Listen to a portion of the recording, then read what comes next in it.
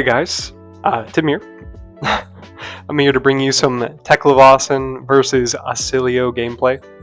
This is a really hot topic conversation in the Teklo community right now, is how good is the Teklo versus Oscilio matchup?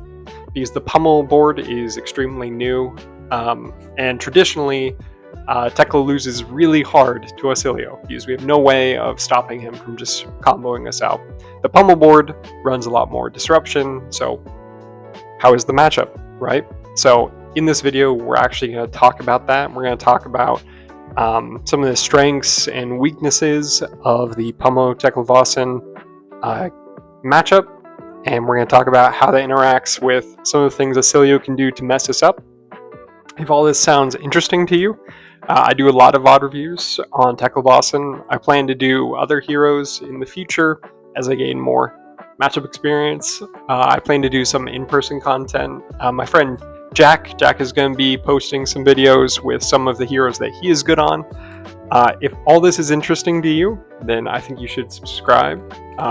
This is the kind of content I would watch. So if you're like me, I think it's a no-brainer. There's going to be chapters in the playback bar that separate the game into turns, as well as like a pre and a post-game discussion, so you can skip around if you want and like find out how the game ends or whatever you want to do. Okay, so with that, let me get into the pre-game discussion. Hey guys, a little pre-game discussion for you about the matchup. So this is Oscilio versus Pummel Teklovossen. Oscilio is just going to be trying to rush down us. So he rushes us down with cards like Gone in a Flash and Blast to Oblivion and Shock. He's going to be playing a lot of vanilla attacks that he can return to his hand or get extra benefit from if he plays instant cards on his turn. And then he can throw big arcane damage with Volzar, his weapon, which amps his shock spells, which he runs 9 of. So it's this interesting mix between like a very physical attacking hero with a very mage heavy hero, and he can kind of pick and choose which side of that he's going to be on. As for our side, we are playing Pummel Teklovossen. Pummel is going to be a really key card in this matchup. Pummel disrupts him extremely well. Because he's playing Rushdown, every card that we take out of his hand is like taking, let's say, 5 damage out of his hand from either recurring threats or drawing cards or whatever the case may be. Cards like Terminator Tank are going to be extremely high value in this matchup. And then finally, the Mage Armor is going to be extremely high value. The Mage Armor is specifically the MST set of Evo cards, plus the honorary Mage Armor. We have to shout it out every single time, which is the Evo Charging Rods. So anyway, that is a quick matchup review of what you can expect. Let's get into the gameplay. Alright, let's go ahead and see how this all works out. It's a really interesting matchup. Obviously, so he goes first here. No starting Evo. I mean, you hate to see it. Ideally, he would do nothing and pass, but he's not going to do nothing and pass. So what we want to do here is we're going to look to block with these cards or pitch them if possible. Getting no starting Evo is terrible for us, I would say, especially in a matchup where we need to be aggressive earlier and disruptive earlier. Kind of looking at this and saying, okay, how can we value block? So leaving the LCM red and yellow in hand still lets us pitch 3, which, you know, we wouldn't be able to pitch these cards otherwise. If he throws another attack or this shock for 1, we're not going to do anything about it, because we want to pitch these cards. And if we pitched 1 with LCM red, we couldn't pitch our LCM yellow, and we are just digging for our Mage Evos. And you can see there, we're just pitching them away. Not the start that we want to see, right? Alright, so on our first turn, we do see an Evo that we can cast, thank God. Ideally, we would really love to cast this leg piece for 4, and then arsenal this Sink Below, because he throws a lot of physical damage.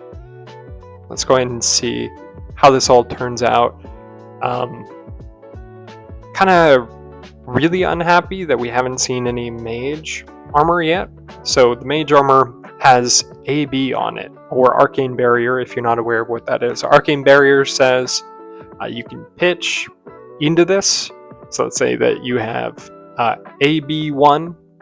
You can pitch 1 mana value into this, and then you block 1 arcane damage. So if a spell says deal 4 arcane damage, looks like Tim wanted to be a little bit more aggressive in this game by not keeping the sink below. I think that's because we're trying to disrupt him, which is okay. This next hand is pretty awful, I would say. Again, we really can't cast anything out of this next hand. We're hoping that he goes aggressive and commits a Gone in a Flash, because this hand isn't doing anything.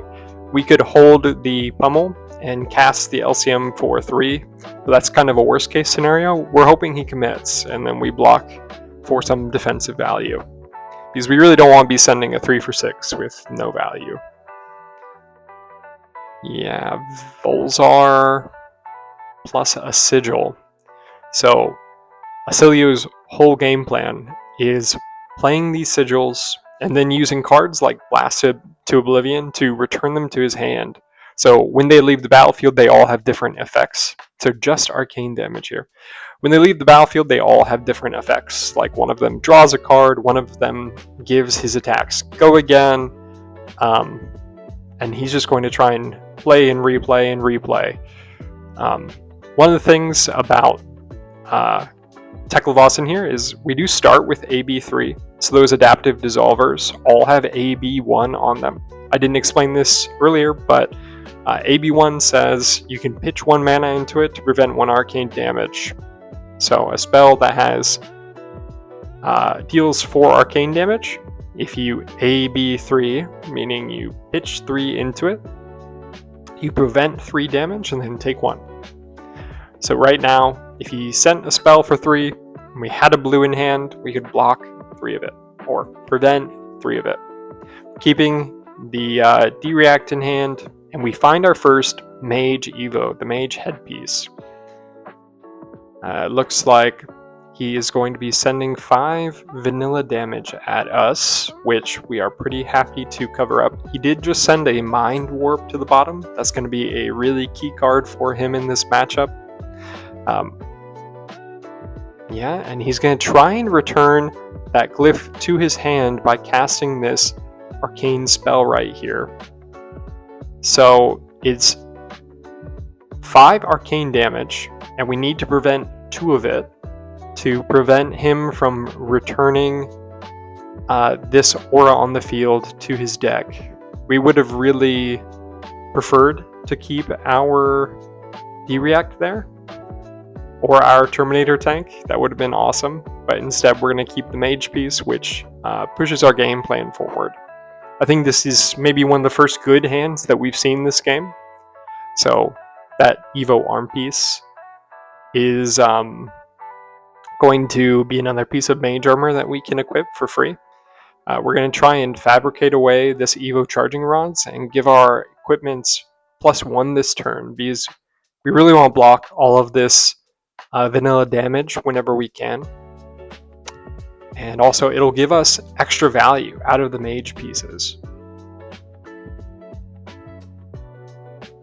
And you can see here we're able to get 1 defensive value out of the Evo arm piece, even though there isn't defensive value on it normally, thanks to Fabricate. And he ends his turn there, which is scary. From my position, I really wish I could have thrown this CNC. I got unlucky and I drew a Weakest Link, which is a red card, instead of a blue or a yellow, even though this matchup I have, I think 55% of the deck is blue. So there was a really good chance I could have converted this CNC. Unfortunately, I can't here, which is okay. We're actually just going to convert this LCM out of Arsenal, a 1 for 6, which is above the going rate, and then we're going to Arsenal this Command and Conquer. We would have really loved if we could have stolen that Shelter from the Storm. He's on a lot of the reacts against us, which is a little bit not the norm, I would say, but that's okay. This Blast to Oblivion is going to return that sigil to his hand. If you'll recall, I was saying that's his primary game plan. Blast to Oblivion, return sigil to hand.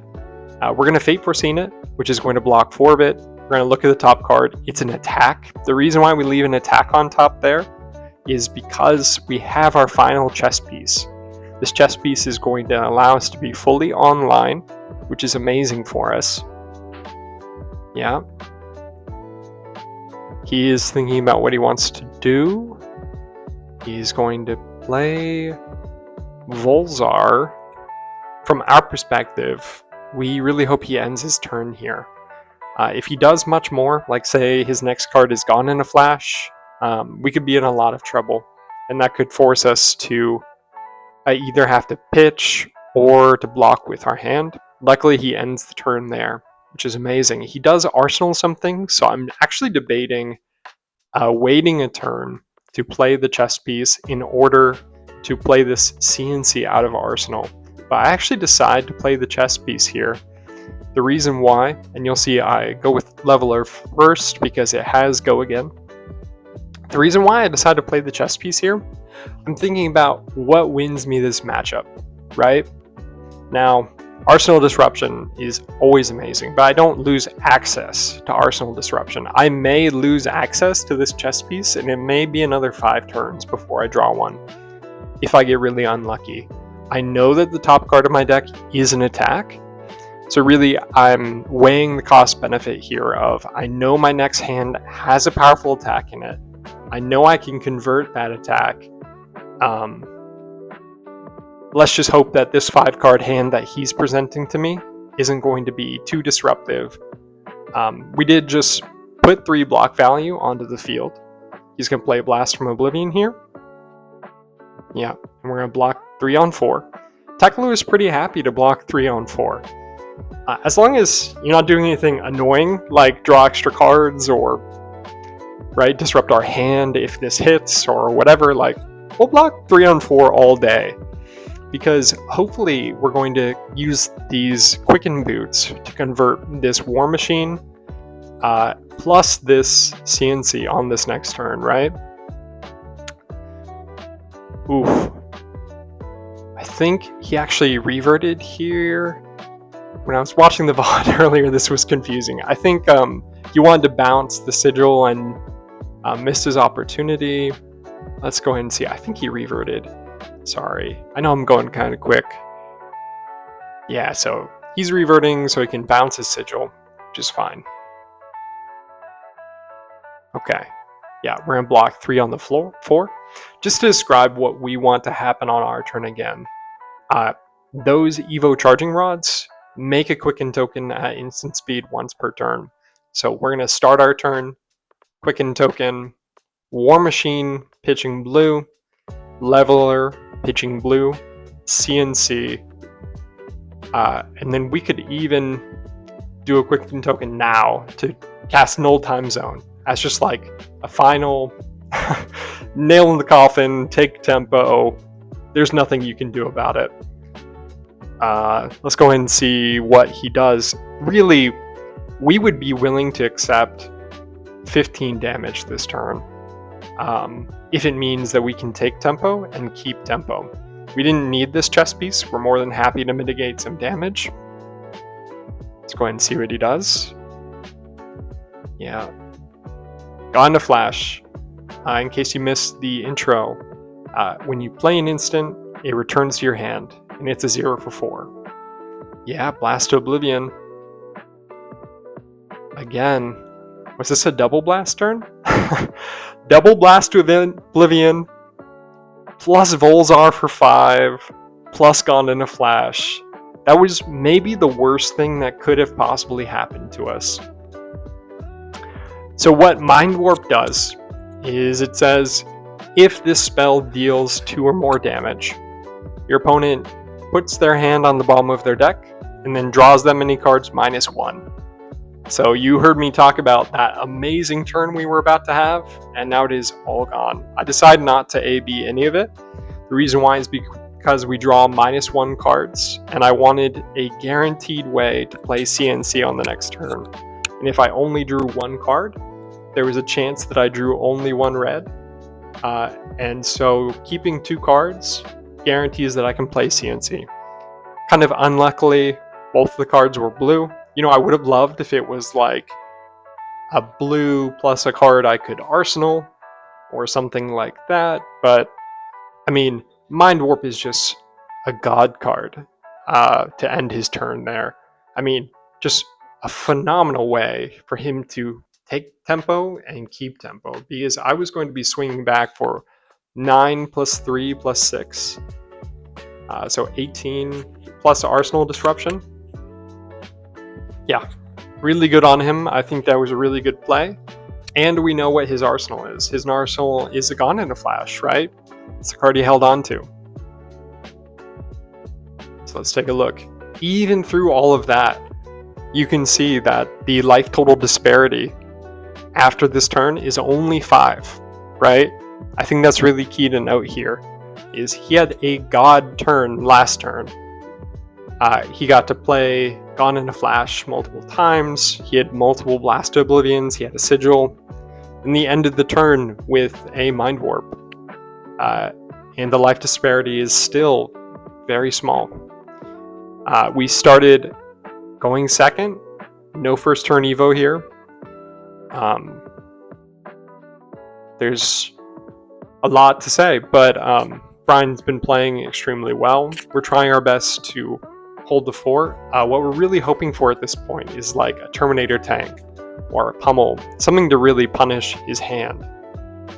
Okay, we got 3 powerful attacks, but we're going to have trouble converting those powerful attacks with no blue cards. LCM is going to be our easiest chance of converting attacks here. Gone in a Flash for 4. I think we're happy to convert this Fabricate into a Quicken token, and then give our Evos +1 here.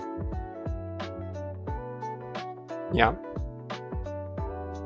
We would have really loved to cycle our Fabricate with an Evo in hand, maybe draw a blue card, but that just isn't possible, unfortunately.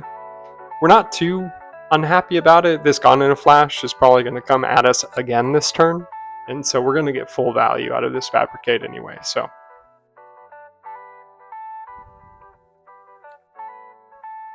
I'm not particularly interested in naming out the particular sigils. It's not super relevant, except for the fact that he's just going to keep playing and replaying basically the same sigils all game, right? From my side of things, I am really just trying to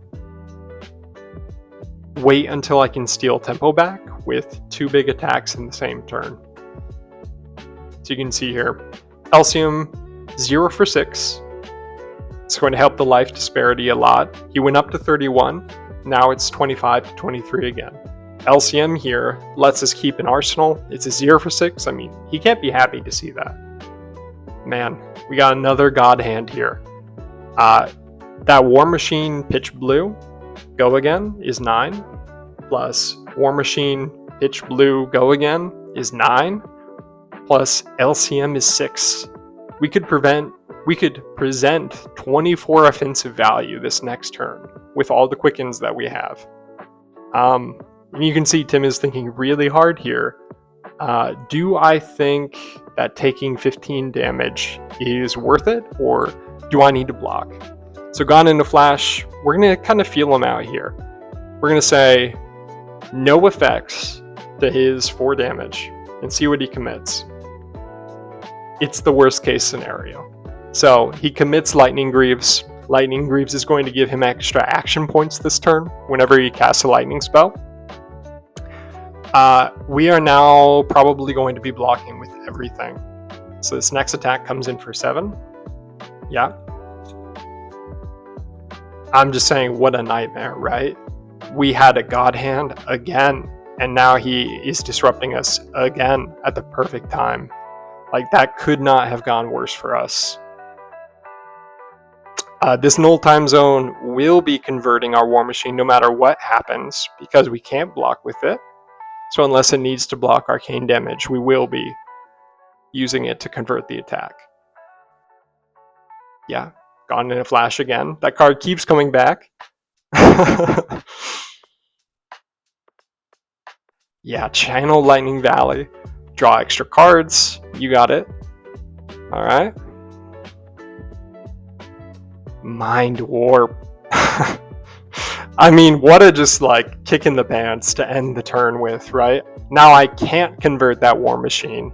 I have to pitch, and now I'm down 16 life after that. I mean, talk about just like a nightmare scenario. Man. So, we still have our arsenal, which is great news. We can still come back into this game. The game is definitely not over yet. He's used a ton of his power cards. We've seen 2 Mind Warps. We know the third one is on the bottom of his deck, so we know that's not coming back anytime soon. Probably not before the game ends. We know he's on... Oh. Did something happen? You know what? I must have missed a little bit in the recording, which is fine. We're going to Sink Below his Gone in a Flash, and he is going to return it to his hand before Sink Below resolves, which allows, which will negate the Sink Below. I won't get to sink a card. It doesn't matter. I drew my hand somewhere in between there when the pause happened, but I actually asked him in chat if it was a mistake, because I'm like, oh, I get to convert 21 damage this turn. So let's go ahead and take a look at this. I made a Quicken token, pitching a blue. It's a War Machine for 9. Let's go ahead and see what he does.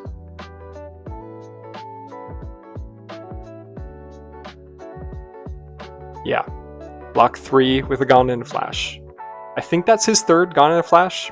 Unfortunately, it's a D-React in Arsenal. Terrible, honestly. Alright, we're going to play Hard Drive over our Steel Soul chess piece, which makes 3 mana, and it reduces the next attack by 1. We've got an attack that costs 3, and we've got 2 mana. Oh wait, he undid something here. Hold on, it takes Tim a second to figure it out. Yeah, I goofed, go back. Alright, go ahead and figure it out. Yeah. Alright, I'm like, what do you want me to do? Yeah. Alright. I'm like, what is happening? Why do I have mana floating? Oh, because he undid the pistol. Okay. Let's rewind. I attacked with War Machine for 9, go again. Evo Heart Drive on top of the Steel Soul makes 3 mana, and then it reduces the next attack by 1. Leveler for 3, go again, into War Machine for 9. I would have loved if this War Machine was a Terminator tank. I would have loved if the other War Machine was a Terminator tank, because then he would have kept 0 cards in hand. I can't make that happen, unfortunately. We really want to keep the pressure on. We want to convert this next hand into attack value, which is why we're committing this Quicken token again. 0 for 4, go again, isn't really what we want to see, but it's what we need. And we're going to commit this Weakest Link as well after this Leveler. So Leveler for 3. We were at a 20 life, maybe 25 life disparity. And you can see here, we're going to try and steal a card out of his hand here with Weakest Link. And he's just going to commit his cards and say, I'm not going to let you steal them from me. And he goes down to 7. Remember, we were at a 20-25 life loss there after a God turn from him, after a total God turn from him before. Obviously, this matchup is really interesting. I keep this blue in hand here in case I draw a Terminator tank. I just wanted to guarantee that if I draw a Terminator tank, I can cast it. Right now, the plan with my hand is to cast the LCM Pummel, pitching a blue. So I need to keep 1 blue, LCM, and Pummel. I'm willing to take a little bit of damage if it means I can keep LCM Pummel. Yeah. Take 1 on this Gone in a Flash. I'm expecting that there's going to be more. I could have blocked more here, prevented the channel Lightning Valley. Him drawing an extra card is definitely important, and maybe I should have, frankly. But I could not have blocked this second Gone in a Flash, so maybe it wouldn't have mattered. Yeah.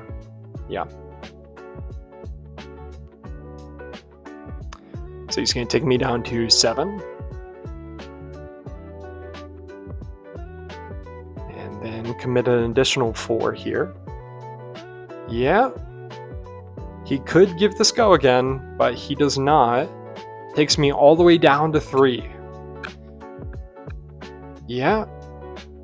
Now my hand, LCM for 0, plus Teklo Leveler, plus Pummel does 3. Yeah, so he's at 4. Plus LCM for 5, plus Pummel for 2. In my head, I'm thinking either he respects the Pummel here or he dies.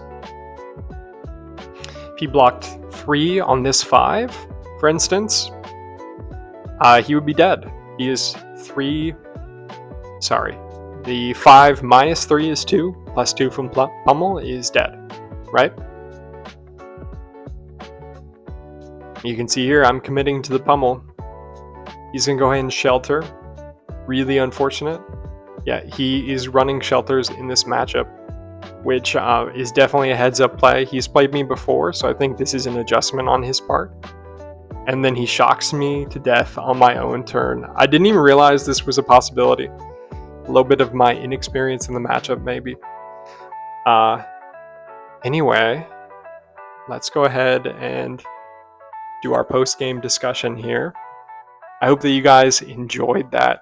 Oscilio versus Teklovossen is such an interesting matchup, and the Pummel board really helps fix a lot of the problems in the matchup. We get to be a lot more disruptive. We get to play a lot more of the value game, as well as we still block for infinity. It's funny, my friend Bryan actually said after this match, like, man, Teklovossen is such a slog to play against. I hate playing 12-turn games. And I'm sitting there thinking, like, the last game I played against a Jarl went 25 turns. Like, and that's just, like, what you buy into playing Teklovossen. So him saying, like, a 12-turn game is a slog is, like, a 12-turn game is, like, a normal game for me. As far as, like, where do I think the matchup is, how do I think I performed, how do I think his deck performed, I think Bryan played really well.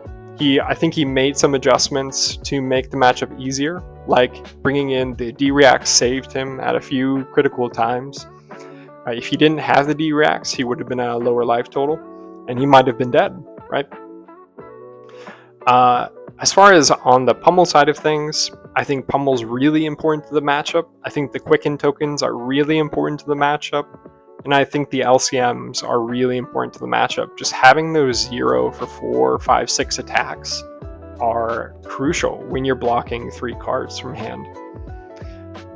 Really excited to get more practice into this one in the future. Obviously, I died because I made a novice mistake. I didn't realize he could kill me on my own turn, which is valid, right? Like, Volzar lets him kill me on my turn. Sure. I think the matchup is at least as good as a 50-50. When both players are equally skilled, I think a 50-50 is totally reasonable to expect. I've played it a few times at this point, and when one side gains a significant advantage, they tend to just carry that forward. You know, he had a 20 to 25 health lead at a certain point, and I had lethal on the stack against him. So just keep that in mind. Like, I went second. I didn't have a starting Evo. He mind warped 2 of the most powerful hands I could have possibly had. Never converted a Terminator tank. Like, he played really well. I think there's a lot more to explore in the matchup. Maybe it's worse than I think. You know, I totally accept that one as well. But yeah, I'm excited to get more reps into it. I'll remind you again, if you like this content, I intend to make more of it. Please subscribe. Anyway, I hope you guys have a nice day.